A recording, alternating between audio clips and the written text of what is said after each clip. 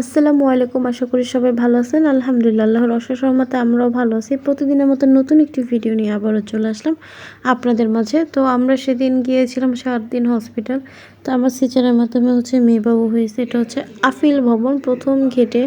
তো আপনাদের ভিডিও সম্পূর্ণ দেখাচ্ছি আর বিস্তারিত জানাবো যে মগবাজার হসপিটালটা কীরকম। তো 1200 টাকা দামের বেডে আমি ভর্তি হওয়ার পরে এখানে কিন্তু আমাকে খাবার দিয়েছে ভাজি, তারপর রুই মাছ, ডাল আর ভাত। মোটামুটি খাবারটা নর্মালি চলে, তেমন একটা ভালো না, আবার একবারে খারাপও না, মোটামুটি চলে।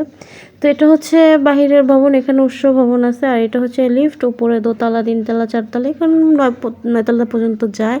আর এখানে একটা দোকান আছে। তো এখান থেকে আপনারা বাবুদের জন্য যত যাবতীয় জিনিসপত্র যা আছে কেনাকাটা করতে পারেন। আর এটা উৎস, এখানে ড্রেস, বিভিন্ন রকমের তো সামগ্রী পাওয়া যায়।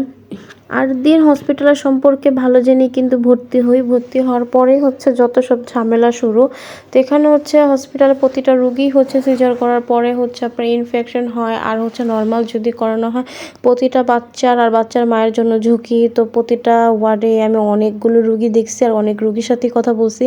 এখানে বাচ্চাগুলো সবগুলো মানে একটা বাচ্চাও নর্মালে মানে জীবিত থাকে না, অনেকগুলো বাচ্চাই মৃত হয়েছে।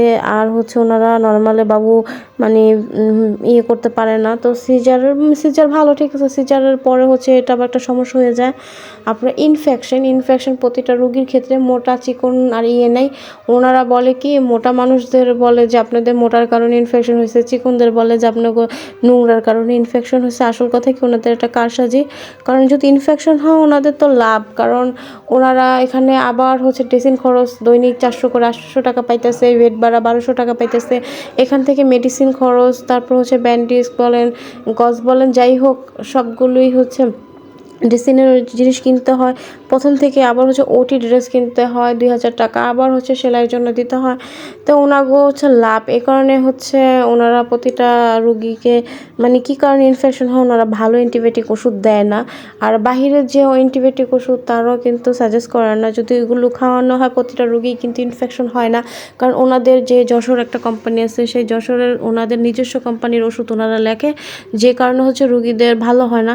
আর ওনারা কিন্তু জানে যে ইনফেকশন রুগীর থেকে যে ইনজেকশন দিতে হয়, যদি ওনারা যে জানতো যে ইনফেকশনের রুগীর জন্য ইনজেকশন আছে, তো ওনারা কিন্তু চাইলে দিতে পারে। ওনারা কিন্তু রুগীকে সাজেস্ট করে না।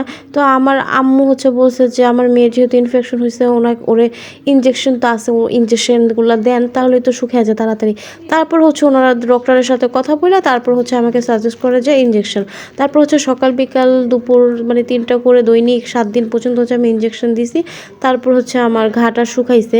তো এখন ওনার কারসাজি করে, কারণ ওনারা যদি বেশি দিন রাখতে পারে রুগী, তাহলে তো বেড ভাড়া 1200 টাকা করে পায়, মেডিসিন ড্রেসিংয়ের খরচ, ওটি বিল। তো আমি মনে করি 8 দিন হসপিটালে থেকে ঢাকা মেডিকেল কলেজ হসপিটাল অনেক ভালো, অন্যান্য হসপিটাল পপুলার এগুলো ভালো।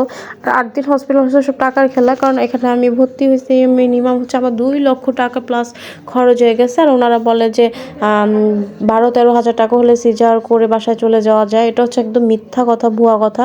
তারপরে যারা যাইতে চান যে 8 দিন হসপিটালে যাবেন, আশা করি বুঝে শুনে যাবেন। এখানে অনেক পরিমাণ খরচ, আর প্রতিটা রোগীর ইনফেকশন হয়, আর বেড ভাড়া দিয়ে কিন্তু এখানেই থাকতে হবে, আর ড্রেসিং কোর্স করতে হবে, আপনাদেরকে অনেক টাকা লেগে যাবে। আর নর্মালি কিন্তু একদম করাতে যাবেন না 8 দিন হসপিটালে, কারণ ওনারা চায় নর্মালে করতে, কিন্তু নর্মালে করলে কিন্তু বাচ্চা বাঁচে না। আর মায়েদের অনেক সমস্যা হয়, জ্বরে হতে সমস্যা করে ফেলে ওনারা। আর বাচ্চা কিন্তু বেশিরভাগই আইসিইউতে নিয়ে ফেলে, ব্রেনের সমস্যা করে। তো আশা করি আপনারা বুঝতে পারছেন। ভিডিওটা যদি ভালো লেগে থাকে লাইক কমেন্ট শেয়ার করবেন। ধন্যবাদ, ভালো থাকবেন। আসসালামু আলাইকুম।